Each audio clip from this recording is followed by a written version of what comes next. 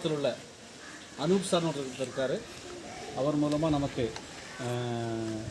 இந்த educational kids குழந்தைகளுக்கு கொடுக்குறாங்க. இந்த வருஷமும் 25 பேக்கு நம்ம கொண்டு தந்தாங்க. அப்போ அந்த அனூப் சாருக்கும் அவங்களுடைய டீமுக்கும் நம்ம தெரிஞ்சுக்கணும். நீங்கள் நல்லா படிக்கணும், நல்ல பெரிய ஆளாகணும். உங்கள் அனைவருக்கும் என்னோட மனமார்ந்த வாழ்த்துக்கள். சரியா?